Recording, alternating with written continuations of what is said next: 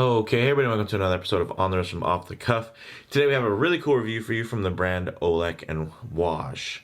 Ollech Wajs. I think that's how it's pronounced, but O&W, for those of you who don't want to worry about the pronunciation. They were basically originally founded back in 1956. They're a Swiss-made brand known best for their tool and military watches from the 60s. They were notably quite popular as a choice for the U.S. troops during the Vietnam War. They also produced the first 1,000 meter diver. So they actually beat out Rolex and Omega to that. So that's pretty notable. Now, as far as this particular watch and the type of watch that it falls under, I'd say it's actually kind of probably two watches. I think even though it has 300 meters water resistance, I wouldn't call it a diver, just because the bezel is really more of a traveler's bezel. And this is really more of a pilot's watch in general. So some key common characteristics in design language for a traveler's watch is you really want to be able to track or switch time zones with relative ease, which with this really nice bidirectional slide bezel here that you have for the 12-hour markings, it really does make that quite a joy. And then as far as a pilot's watch, you're really going to want ultimately that balance of legibility and functionality. This particular model is the P-101. It's basically a tribute to the thousands of soldiers and officers who chose an OW watch as a survival tool. Back in those eras. So the retail price on this is about 956 Swiss francs, which comes out to about 988 US dollars, at least at the time of making this video. And that does include all costs, including import taxes, custom duties, customs clearance fees, handling charges, and sales tax, and also VAT. And that's all shipping with FedEx. So that's pretty nice. Another piece of that value proposition is that as far as Swissness goes, yes, of course, it meets the standards of being Swiss made, but it's actually over 90% of the components are Swiss in origin. And of course, being Swiss made, it is assembled in Swiss Jura. So again, not all Swiss is created equal, so I think it's really nice when a company will have that extra step of transparency to say, look, I actually sourced tons of the materials from Switzerland and over 90% of the components, right? It's not just the fact that the 60% of the value, is out of Switzerland and it has a Swiss-made movement, and then everything else is outsourced, and essentially it's just assembled in Switzerland. They're going the extra mile and saying, hey, look, we got over 90% of the components here out of Switzerland. So if that's a big deal to you, then that's pretty cool. If it's not, then you might not mind either way, and maybe you wish that they would have sourced them somewhere else so they could got it a little bit cheaper. But I think actually at the price point, it's considering how capable it is and the fact that it actually has some real heritage, I think it's a very tasty little offering. So let's actually go ahead, pick this up, and get it in hand for a closer look. Alrighty now. So as far as the dimensions go, you got that 39.5 millimeter diameter, so that's really perfect. You do also have a 12.5 millimeter height with a 49.5 millimeter lug to lug. So those lugs are quite long, but they actually do swoop down really nicely. And part of the long lugs actually helps extend these holes out more, so you can actually get a little bit more spacing if you have a thicker strap, or give you more spacing for when you put it on a NATO, which I'm actually going to end up throwing a couple of NATOs in and kind of get them on here to give you guys an idea, because at the end of the day, it does have a solid case back, so it's not like you're missing out on a sweet display back of their customized ETA 2824 that's inside there. So I think it's really nice actually, and to put a watch like this on a NATO strap or any type of nylon strap, one piece in construction. Now, as far as this crystal goes, it's this really beautiful sapphire. It kind of has a low box dome to it, and it has nice inner AR coating, and as you can see, it works really well. Of course, when I'm reflecting it directly off the studio light, it's going to be much brighter, but you can see the general reflections are they pretty much work right through them, because it feels like I could reach out right now and just touch that dial. So really nice from that standpoint. Now this, actually one thing I'll mention is this really nice crown, as you can see there, nicely signed, nice big crown feel to it, and it actually does have some nice spacing there so that the bezel doesn't come into contact with it. This bezel is actually really nice, so it's not clicky, but it has a really nice resistance to it, so the tolerances are nice and tight. Really well done. And you can see you basically change the time zone. You can just click over, and there you go. Boom. You know, you want to go a couple hours in the other direction. And, you know, unfortunately, it's hard for me to really get the point across on just how nice this thing feels.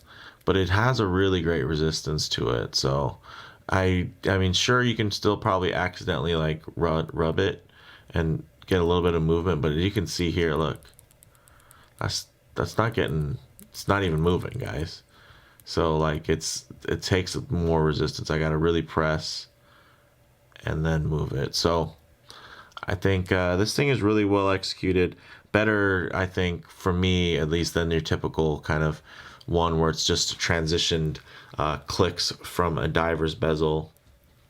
It's nice to see them use something that is bidirectional so that you can really use it for that use case. Now, the case back is solid and etched. As far as the dial hands of Lume go, you have actually a dark gray dial, which I don't think necessarily shows up in pictures as much. I think a lot of people just assume that it's a matte black dial and it's just catching the light in a weird way, but this is actually a really, really nice shade of a dark gray. It does have that framed date window at the 6, and it's really just a handsome, you know, beautiful thing. It has, of course, super luminova. It's a mixture of printed and applied indices there, as you can see. And then really just a dial that fills itself really nicely. You know, it doesn't feel too empty, doesn't feel too full. It does definitely feel quite militant, though. It definitely feels like a military-inspired timepiece, which I can definitely appreciate, especially, of course, with my history in the military. And the nice thing is, as a bonus, guys, water resistant to 300 meters. That's crazy. That's just awesome. It just goes to show how capable it is. And then you do have 20 millimeter lugs, and you have it on this beautiful handmade leather strap. You can see with the branding on there, and then the really nice stitch work. And then you actually do have a fully milled, at least this part is milled. The finger here is not, but you know, it happens. And this might actually this might even be a one piece, so that might actually be let's say this is together and sealed. I can't tell if it's using a spring bar. If it isn't, then that would really explain probably why it's folded over then, because it's solid all the way through. But yeah, this thing is still really handsome either way. You got the nice signing on there.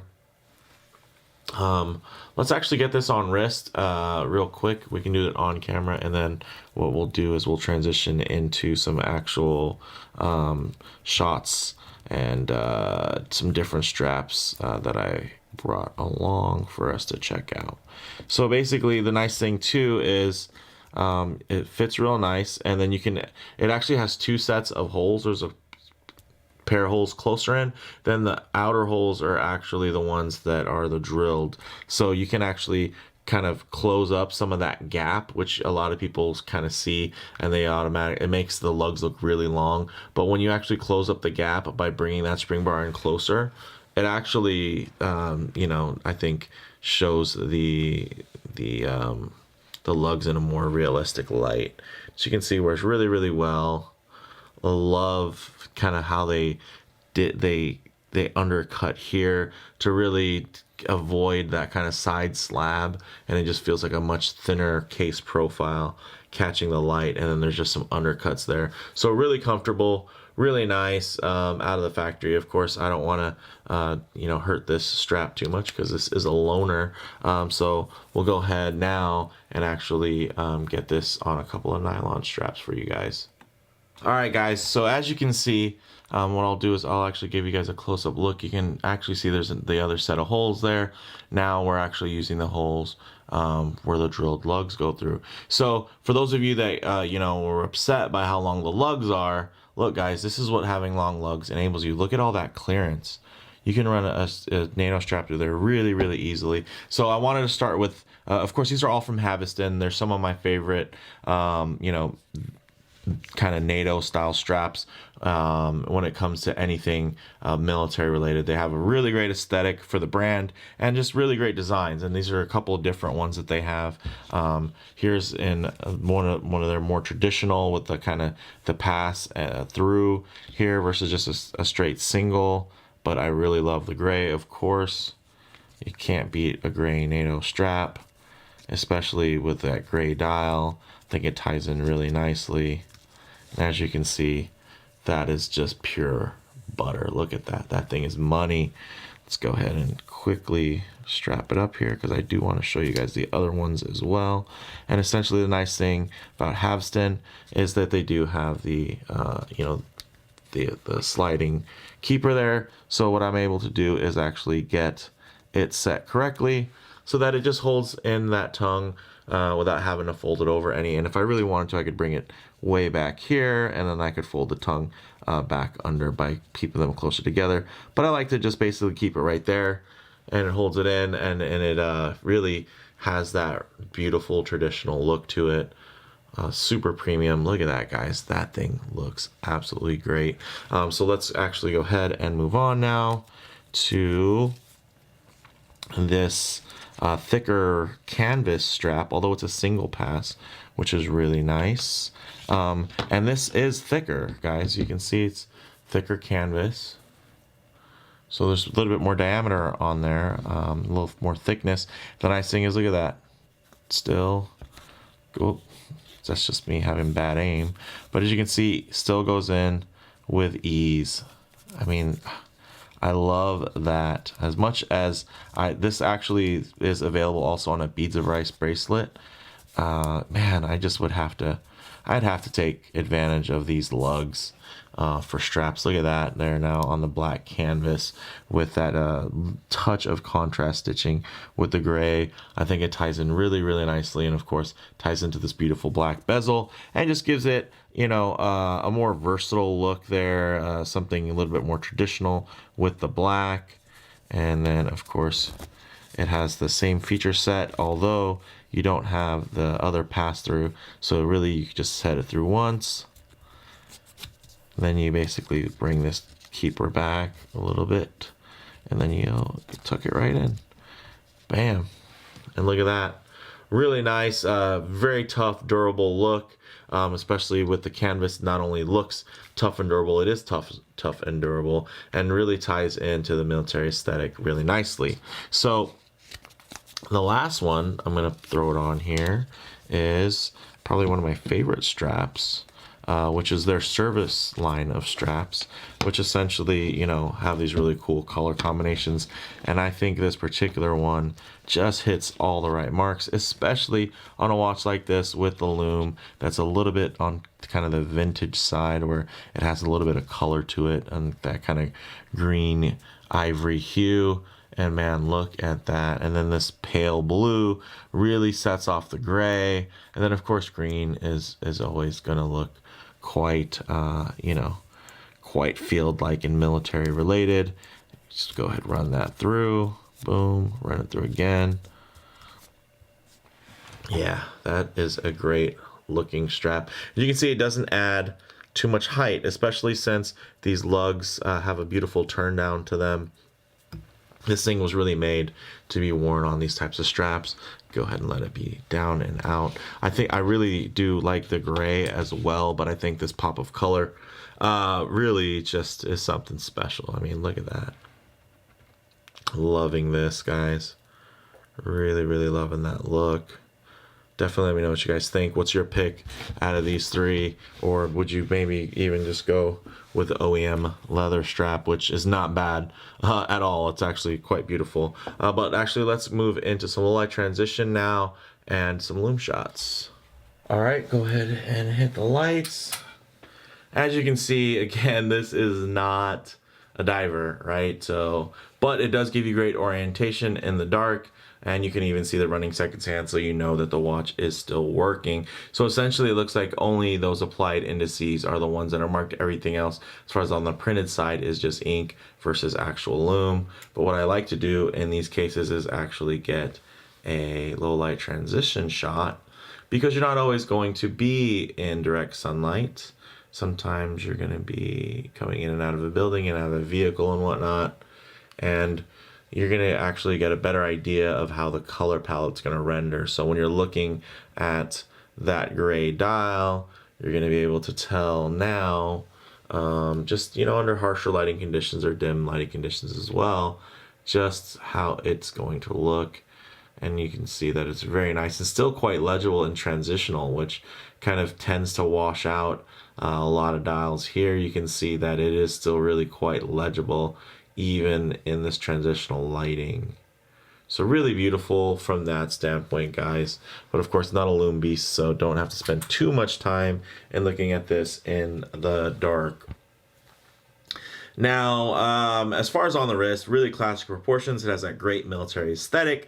The longer lugs is perfect for NATOs, guys. You saw I was able to just put in the spring bars and slide through. Didn't matter if they were thick, thin, whatever. It fit great. So that's a huge benefit to those longer lugs. So before you hate on them, don't forget that they're actually quite usable. And because there's a second set of holes, you can actually shorten up the lug distance if you really need to.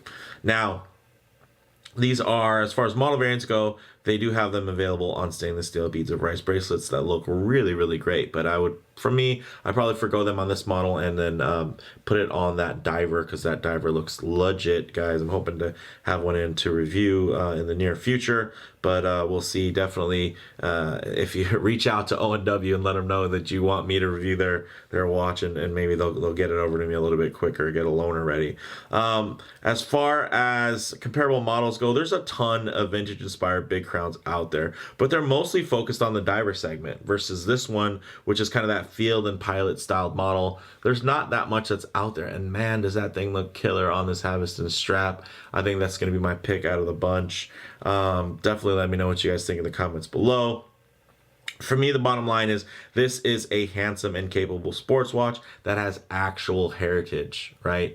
So it not only is kind of filling that space, it has a tie to it, right? It's not just saying, hey, well, I'm into that. It actually says, hey, well, I helped start that, right? I helped craft that look. I was a part of that movement. I was a part of kind of that era. And then now they're reissuing models and also just updating models and creating, you know, within that aesthetic. And I think what they're doing is really great. And when you start factoring all that in, and the fact that it's like under $1,000, has you know, history, military history, you know, field watches, mil-spec watches, those are always highly collectible.